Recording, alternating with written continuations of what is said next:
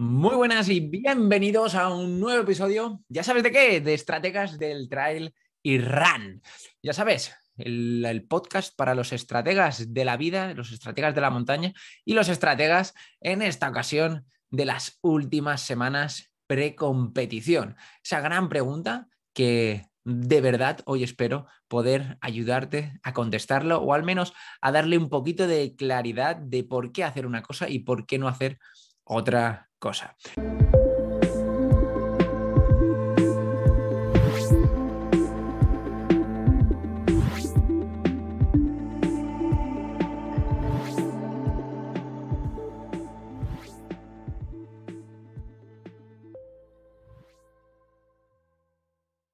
Y primero de todo, pues quiero contarte una anécdota sobre estrategias de competición, ¿no? Una anécdota que ha pasado este fin de semana y justamente dos de nuestros deportistas, Andrés y Alex, han compartido la misma anécdota. Y quería compartirla contigo para que podamos aprender juntos de estas diversas situaciones. Te pongo en contexto.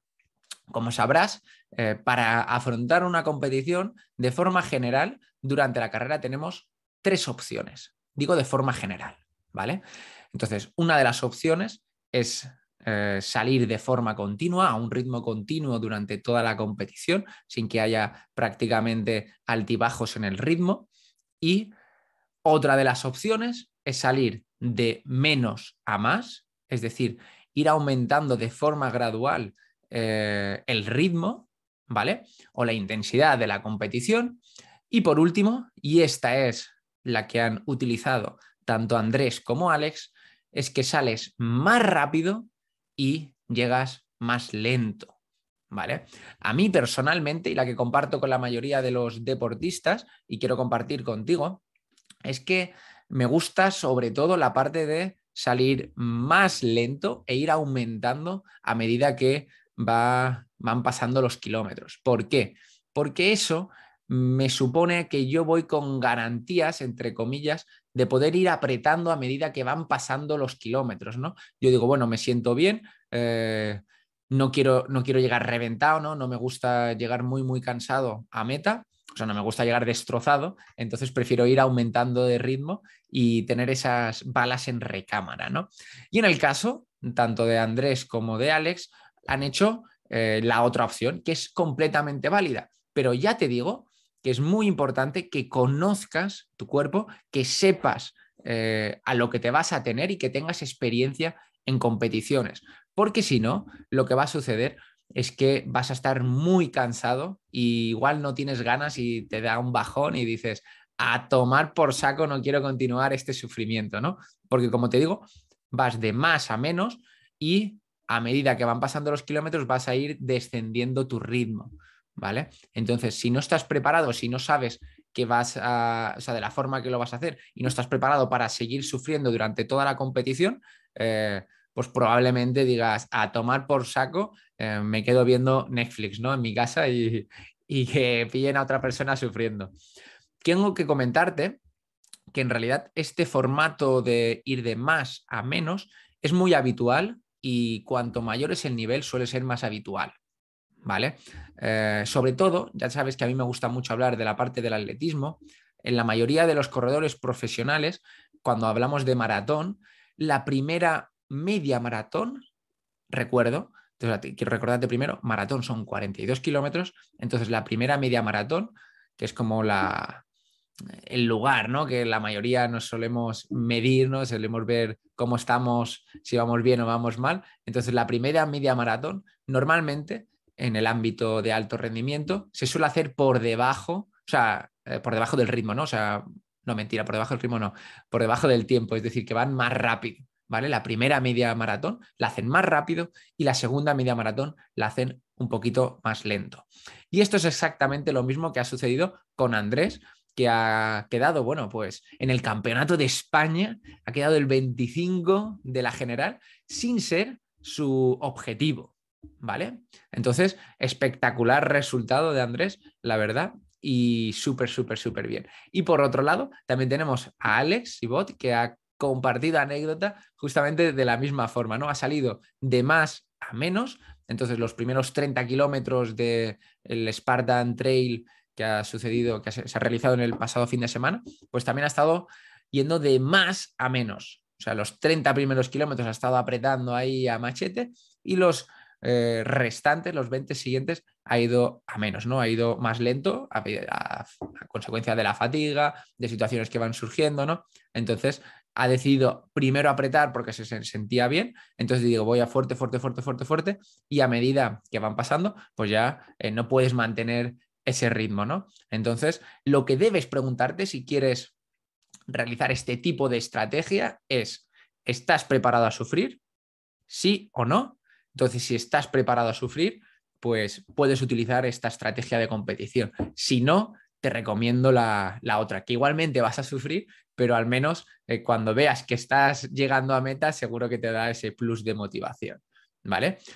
Entonces, vamos al tema de hoy. Esto era una pequeña anécdota que te quería comentar para introducir el día y nos vamos a las últimas semanas de precompetición, ¿no? Que también se conocen como tapering, ¿vale? Y de hecho se conocen como tapering y picking, pero la mayoría la conoceréis como tapering, ¿vale? Y antes de entrar en este tema debemos tener en cuenta que para realizar ese tipo de tapering tenemos que recordar que tenemos 3 tipos de objetivos. Los objetivos tipo C, que son los menos importantes, los tipo test, que vamos ahí pues, a pasar el rato. Los objetivos tipo B, que ya son objetivos importantes que tenemos que tener en cuenta en esa planificación, pero no son los más importantes de todos, ¿vale? Que normalmente esos objetivos tipo B muchas veces los utilizamos para tener en cuenta ese objetivo tipo A, que sea lo más parecido posible al objetivo tipo A para poder practicar o para poder ver las diferentes situaciones que nos van a ocurrir en la competición importante, como por ejemplo, caso sencillo, si voy a una carrera por arena, pues el tipo B voy a intentar que sea una carrera por arena, ¿no? Para ver cómo es la situación, para ver cuáles son los inconvenientes y tenerla preparada. Y de la misma forma de la orografía. Si nos sabemos que vamos a ir a una carrera, me invento, de Pirineos, pues lo suyo sería que vayamos a correr también a Pirineos o a un terreno similar, para que ya sepas qué te vas a encontrar. Y por último, tenemos los objetivos tipo A. Entonces, en los objetivos tipo A, los objetivos más importantes, la fase de tapering es vital, ¿vale? Y sobre todo, lo que te voy a contar en el día de hoy, van dirigidos, sin lugar a dudas, a los objetivos tipo A. ¿De acuerdo? Entonces, continuamos. Primero, bueno, y luego, ¿no? Quiero que recuerdes que por mucho que planifiques, por mucho que creamos toda esa estrategia de lujo para llegar a la competición, debes recordar que las adversidades en ocasiones superan cualquier planificación. Eso que te pase en la competición, tal vez no lo tenías planificado, ¿no? Pero el tiempo que lleves tú compitiendo, el tiempo que lleves tú realizando diversas situaciones, esa sabiduría que siempre se dice, ¿no? De las personas que tienen más años realizando una misma actividad, van a marcar la diferencia. Entonces, si por ejemplo el día de la competición te empieza a llover, pues si has estado entrenando en situaciones de lluvia, pues seguro que lo vas a solventar mucho más rápido. Si en cambio nunca te ha llovido porque vives en Tenerife, como yo, por ejemplo, pues entonces va a ser muchísimo más complejo que puedas pelear en esa carrera, ¿no? Entonces, esas adversidades en ocasiones, como te decía en esa frase, superan cualquier tipo de planificación. Seguimos con el siguiente punto, que es el recordar que a la hora de trazar esa fase de tapering, quiero que te acuerdes de por qué lo hacemos, ¿no? O sea, sin lugar a dudas, el tapering viene precedido de ese equilibrio que sucede, ¿no? Cuando nosotros estamos entrenando, lo que producimos es, dentro de nuestro equilibrio, le producimos un desequilibrio, que sería a través del entrenamiento, ¿no? A través del descanso, lo que vamos a disfrutar es de un reequilibrio de nuestra situación inicial. Entonces, estas diferentes fases, ¿no? De nosotros estamos sin entrenar, entrenamos, nos vamos, o sea, nos cansamos, ¿no? Y nuestro cuerpo se vuelve a equilibrar para, por último, conseguir una adaptación. Entonces, esto es lo que nosotros estamos buscando a través del tapering, ¿no? Lo que se ve en los diferentes estudios es que una reducción del volumen de entrenamiento entre los 7 y 21 días previos al día de la competición, de forma progresiva, sistemática, sin lugar a dudas, lleva a una mejora del rendimiento, ¿no? Pero no, lo que normalmente no se va a hacer en la mayoría de los casos es disminuir el trabajo intenso. Se va a intentar mantener esa misma intensidad, sobre todo cuando tenemos a deportistas de alto nivel, ¿vale?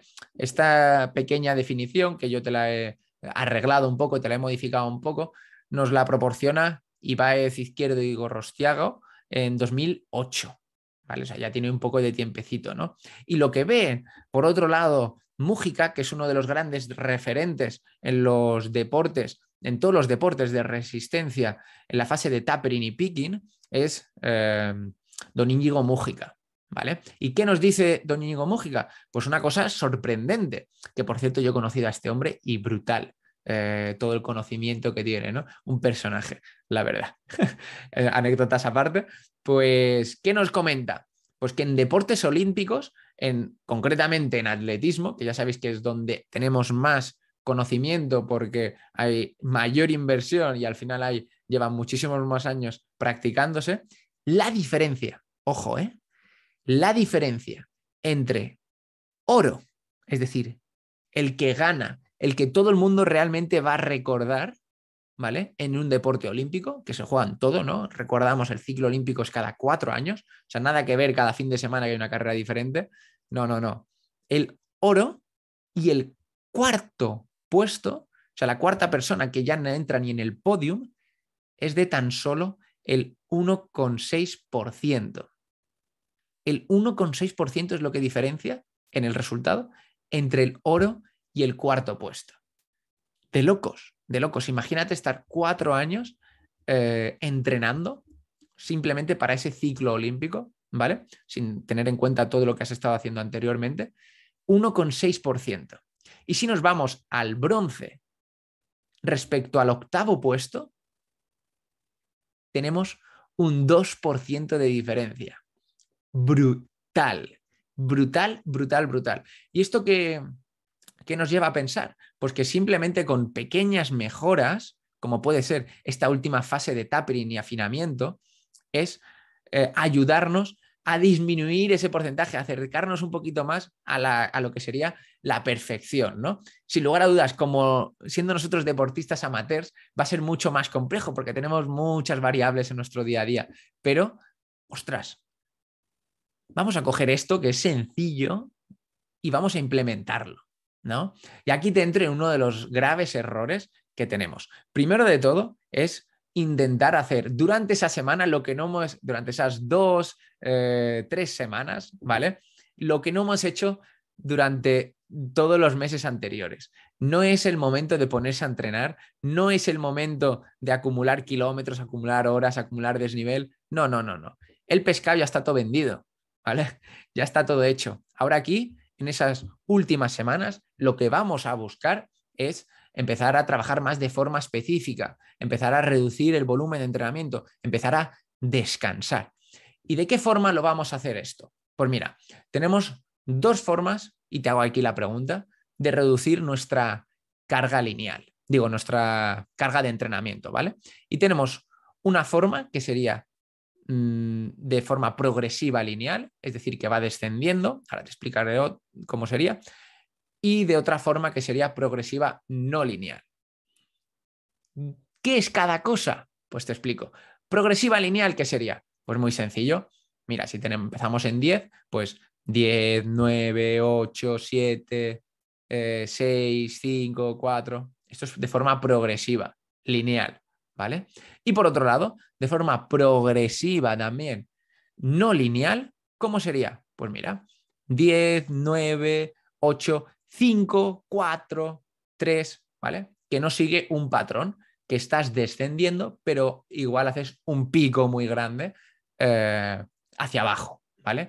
Mucha disminución del volumen del entrenamiento, ¿no? Entonces, Cuando vamos a crear esa reducción del entrenamiento, ¿de qué va a depender? Pues algo muy sencillo, de cuánta fatiga debemos reducir. ¿A qué nos lleva a pensar esto? Pues mira, es que no es lo mismo si estamos entrenando 180 kilómetros a la semana que si estamos entrenando 80 o 60 kilómetros a la semana.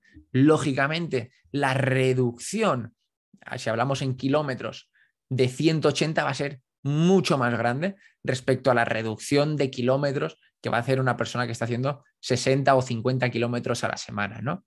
Entonces, sin lugar a dudas, va a depender de cuánta fatiga le habremos otorgado a nuestro cuerpo a medida que hemos ido entrenando, ¿no? Entonces, cuanto mayor kilometraje hayamos realizado, lógicamente vamos a descender muchísimo más la cantidad de volumen de entrenamiento, ¿no? Y también nos encontramos dos variables a las que les tenemos que hacer frente. ¿Cuáles serían? Pues mira, primero de todo, la intensidad. La intensidad la vamos a tener que... perdona. la vamos a intentar mantener durante toda esa última fase, pero lo que sí que vamos a intentar descender, sobre todo en deportistas amateurs, es la frecuencia de entrenamiento. Es decir, cuántos días vamos a dejar de entrenar.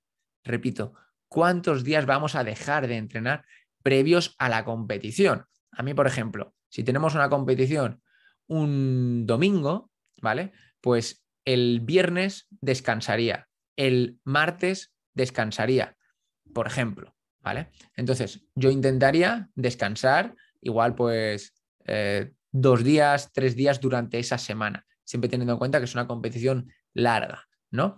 Y el día anterior a la competición, pues igual hago una fase de activación, que es correr nada, 5 kilómetros con 3 kilómetros que serían suavecitos y luego 2 kilómetros progresivos, dependiendo de la competición, si es en cuestas o si es más llana, ¿vale? Entonces, esa última semana, ¿qué es lo que estamos buscando? Recuperar lo máximo posible, ¿vale? Si en cambio nos vamos al siguiente nivel, como podría ser, pues por ejemplo, igual en alguna competición, Andrés o Alex, incluso el deportista no reduciría la frecuencia de entrenamientos, no reduciría la cantidad de entrenamientos que se van a realizar durante esa semana, ¿vale? Imagínate que tenemos un deportista que en 7 días que tiene la semana, pues igual realiza 10, 12 sesiones durante esa semana. Pues igual, para él, reducir de 10 sesiones a la semana a reducir a 7 sesiones a la semana ya es una reducción de la frecuencia de entrenamiento y del volumen de entrenamiento. Y aún así está entrenando todos los días, ¿vale? Entonces, lo que buscamos es recuperar. Hay personas que va a tener que recuperar pues quitando más días de entrenamiento y hay otras personas que en lugar de eso vamos a disminuir el volumen de entrenamiento. Y nos metemos en el volumen del entrenamiento. ¿Cuánto deberíamos reducir en ese volumen? Pues mira, Mújica también nos enseña que la forma óptima sería entre el 41%, el 41% y el 60% del volumen de entrenamiento, ¿no? Y con esa reducción ya tiene beneficios fisiológicos en deportistas altamente entrenados. Entonces, si ya lo tienen en deportistas altamente entrenados, sin lugar a dudas, para nosotros también tendría esos beneficios, ¿no? Porque ellos, que son los mejores, ya tendrían beneficios. Entonces, igual a nosotros, en lugar de reducir un 60, no reduciríamos tanto porque, como te he dicho, va a depender mucho de cuántos kilómetros estamos haciendo, ¿vale? Entonces, igual reduciendo un 40%, ya tendríamos un punto de mejora, ¿no? En nuestro rendimiento. Y cuando también tenemos que tener otro puntito en cuenta, que es el de que no tenemos que pasarnos en esa última fase de tapering de reducción, porque si no, ¿qué va a suceder? Pues que vamos a entrar en una fase de desentrenamiento. Entonces vamos a ir hacia atrás, ¿vale? Entonces eso hay que prestarle también mucha atención. Dentro de estas últimas fases de tapering, también debemos tener en cuenta las estrategias de recuperación.